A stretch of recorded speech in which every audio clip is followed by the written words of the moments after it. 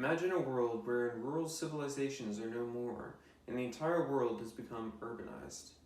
The only plant life existing is in large-scale plantations for food, and the world is on the brink of running out of resources altogether. When you see an ad that reads, "Tired of being crammed up here on Earth?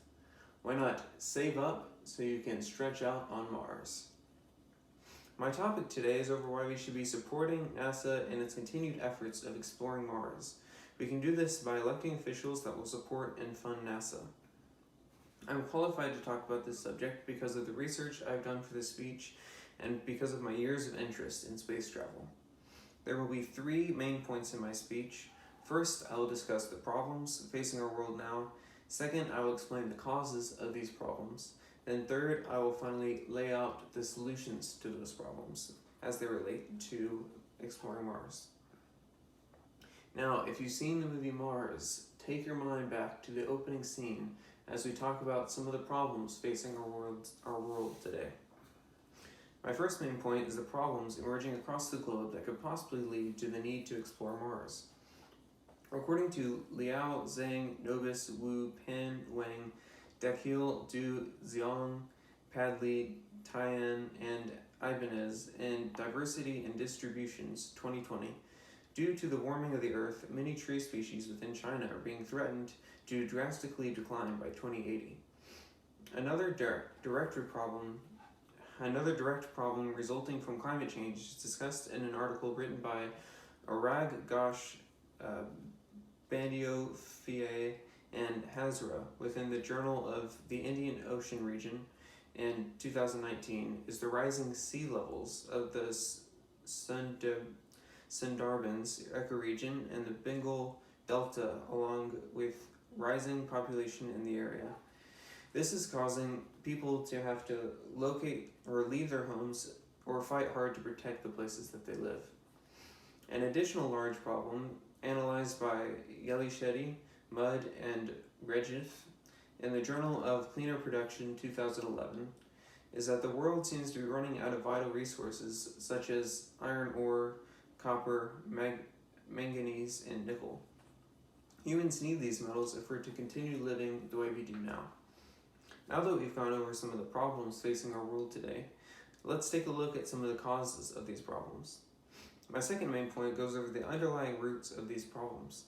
The first being pollution, as discussed in The Atmospheric Environment by Jia, Wang, Huang, Nan, and Zhao in 2018. The amount of pollution in China has been increasing steadily over the years, causing greenhouse gases to increase in the area, leading to increased temperature in the summer and increased pollution and smog in the cold months, or, quote, winter pollution, end quote. Industrial emissions, vehicular emissions, wildfires, and the burning of fossil fuels to produce energy and heat are all ways in which greenhouse gases are released and add pollution to the air.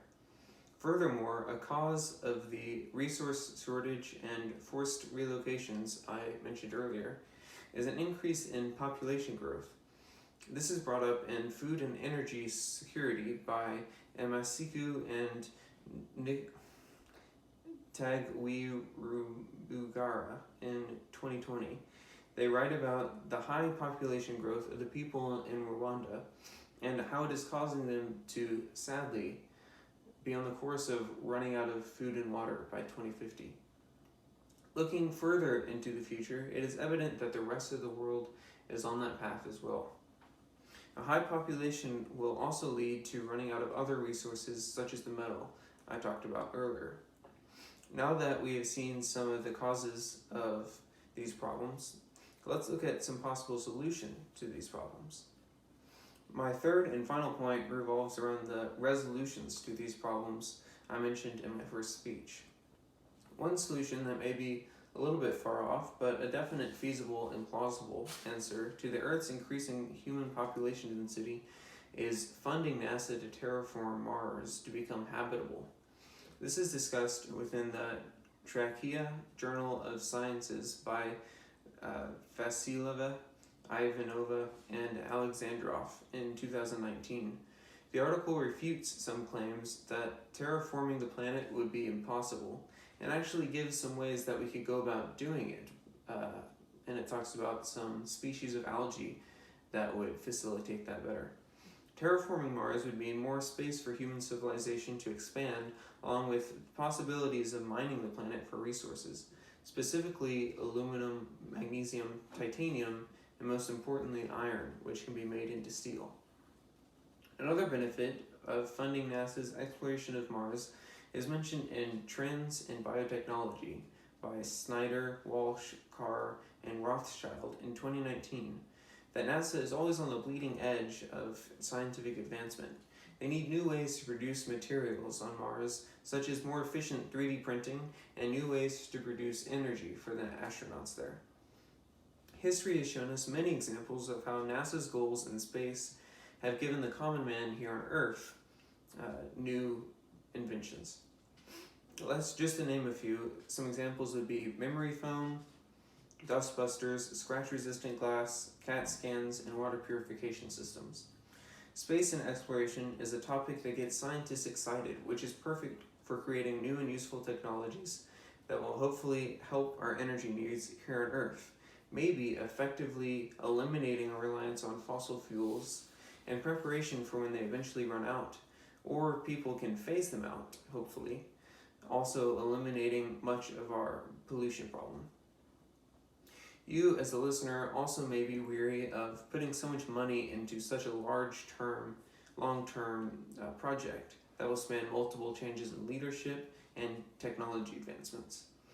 However, looking at an article written by Henry Lambright in 2019 in Space Policy, NASA has already endured an extremely long project that spanned multiple presidents, the construction of an international space station.